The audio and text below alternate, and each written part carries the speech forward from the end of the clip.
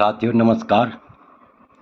आज का वीडियो का मुख्य विषय है कि यदि हमें वर्ष लग्न बनाना हो, वर्ष लग्न का ज्ञात करना हो,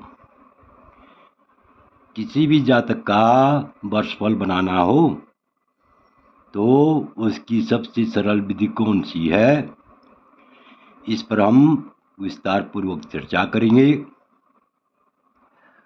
तो इससे पहले मेरा आप लोगों से अनुरोध है कि यदि आपने अभी तक मेरा चैनल सब्सक्राइब नहीं किया तो अवश्य सब्सक्राइब करने का कष्ट करें, वीडियो को लाइक करें, शेयर करें। तो देखिए, माना हमें किसी जातक का वर्षफल बनाना है तो हमें वर्ष लग्न कैसे बनाना चाहिए, वर्ष लग्न कैसे बनता है, ध्यान से देखिए। माना वर्तमान संवत, इस समय क्या है 2081 है और सन जो है 2024 है। और किसी जातक का जो है हमने ऐसे जातक का वर्षफल बनाना है जिसका जन्म 2059 में हुआ, अर्थात 2002 में हुआ। तो हम संवत को संवत से भी घटा सकते हैं और सन को सन से भी घटा सकते हैं। तो 2081 में हमने जो है 2059 घटाया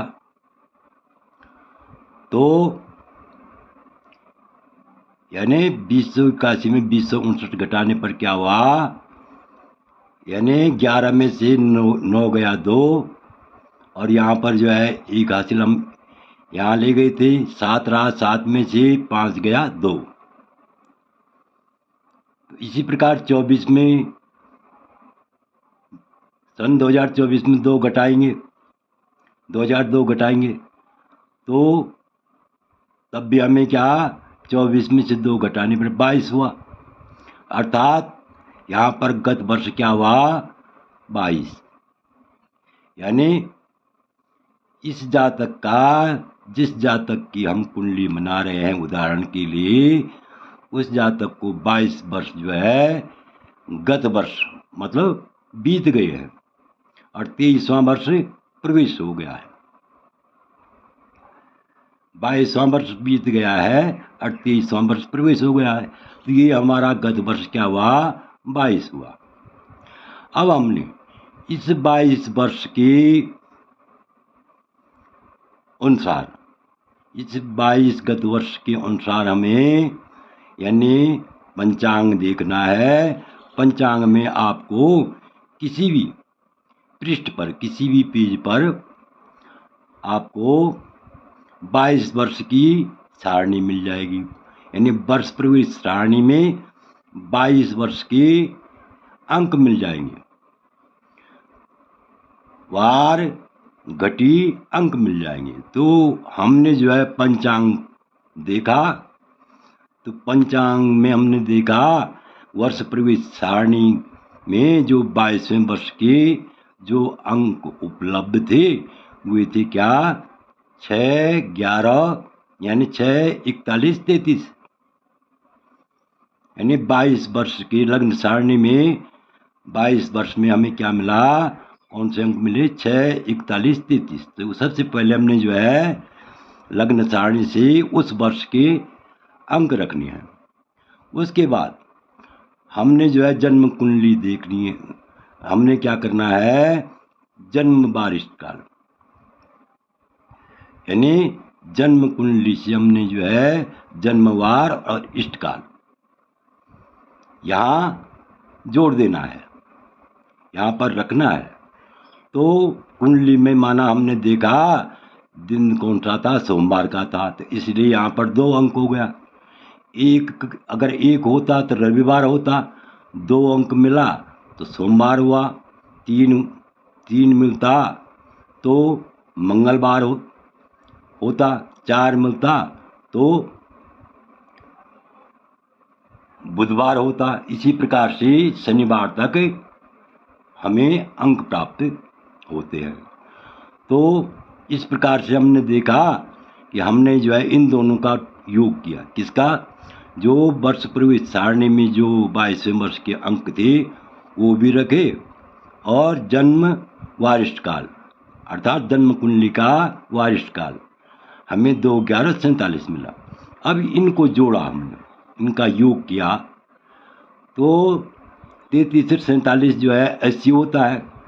तो 60 से ऊपर हो, अगर 60 से ऊपर हो तो वो जो ऊपर के जो पल है वही पल रखे जाते हैं। तो 80 पल तो यहाँ रखने नहीं थे, इसलिए हमने उस 80 पल का क्या बनाया, घड़ी और पल बनाए। तो 60 यानी 80 पल में होते हैं एक घड़ी और 20 पल। तो अब हमने ये 20 पल यहाँ लिए, और जो है यहाँ जो है 1-1-2 और 1 हासिल यहाँ की एक घड़ी थी, तो 1-1-2 और 1-3।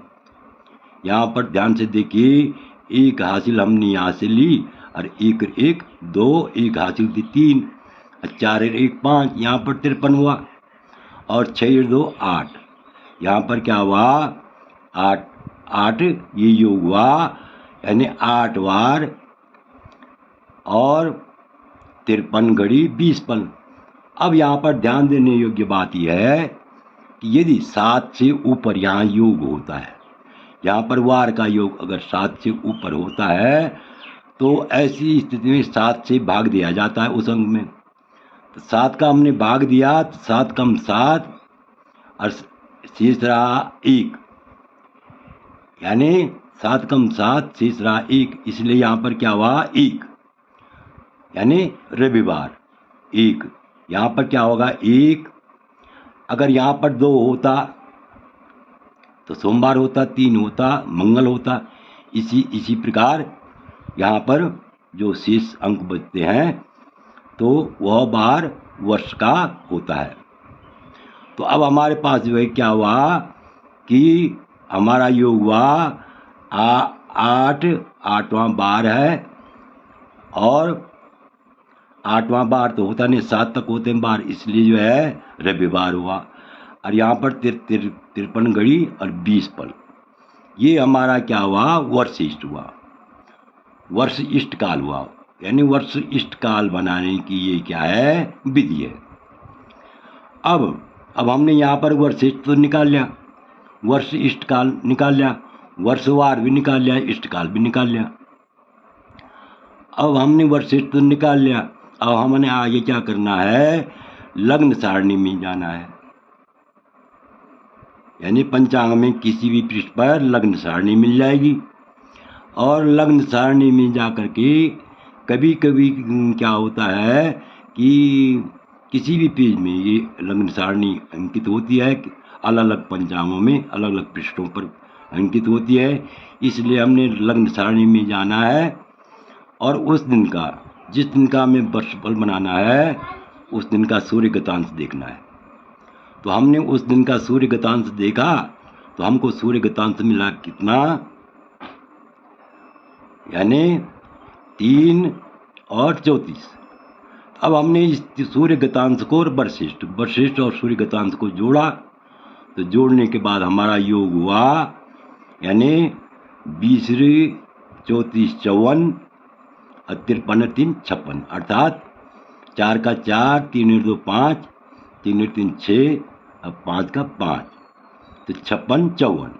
अब इस अंक को हमने क्या करना है, फिर हमने वहीं जाना है, हमने जो है लग्न सारणी में जाना है, यानी पंचांग की लग्न सारणी खोजनी है। लग्न सारणी में देखना है कि ये 56 54 कहाँ पर है, किस कोष्ठ में है, किस राशि के किस कोष्ठ में है। तो हम माना वहाँ गए तो कभी कभी क्या होता है, यहाँ पलों में अंतर रहता है, घड़ी में तो नहीं रहता, पलों में रहता है। यानी 2-4 घड़ी पल आगे भी हो सकते हैं और 2-4 पल पीछे भी हो सकते हैं। ध्यान दीजिए जब आप कोष्टक में जाएंगे तो यह घड़ी का अंक तो यही होगा, लेकिन पलों में जो है संख्या जो है, यदि ये 54 जो है जिस भी कोष्ठ के मध्य है तो हमें वो अंशक मानना है। तो हमने ये 54 अंक खोजा लग्न सारणी में, तो देखा कि 10 अंशक पर और 10वीं राशि, गत राशि क्या है वहाँ पर 10वीं है, तो गत राशि 10वीं है। जैसे गत वर्ष 22वां है, 23वां वर्ष प्रवेश हो गया, इसी प्रकार गत राशि 10वीं है तो 11वां लग्न प्रवेश हो गया। तो अर्थात हमारा लग्न हुआ 56 54, हमें मिला यानी 10वीं राशि गत होने पर, अर्थात 10वीं राशि बीत जाने पर 11वां लग्न, यानी 10वां लग्न बीत जाने पर 11वें लग्न की हमें प्राप्ति हुई।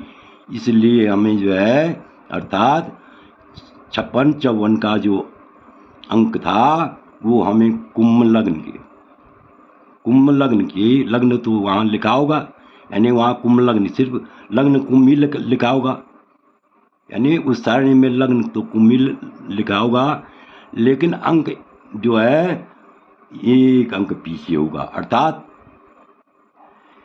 56 54 कुंभ लग्न का कोष्टक में हमें ये कोष्टक में मिला, यानी कुंभ लग्न के कोष्टक में हमें ये 56 54 की प्राप्ति हुई। अब ये 56 54 हमें कुंभ लग्न के कोष्टक में तो हुआ इधर, यानी दाहिने से बाईं तरफ, यहाँ कुंभ लग्न लिखा हुआ।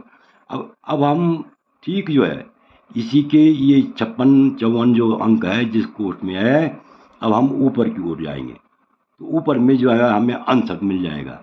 हमें क्या मिला, ऊपर भी अंशक पर ये 10 ही का अंक मिला, अर्थात यानी कुंभ लग्न 10 अंशक पर बनाइए। इस कुंडली का कुंभ लग्न निकला और कुंभ लग्न निकलने के बाद ये 10वें अंशक पर निकला, अर्थात 10 से 20 तक जो है लग्न पूर्ण बली होता है। तो आशा है कि आप इस वीडियो को पूर्ण रूप से समझ गए होंगे। आपसे अनुरोध है कि यदि आपको यह वीडियो अच्छा लगे तो अवश्य चैनल को सब्सक्राइब करें, लाइक करें, शेयर करें। वीडियो देखने के लिए बहुत बहुत धन्यवाद।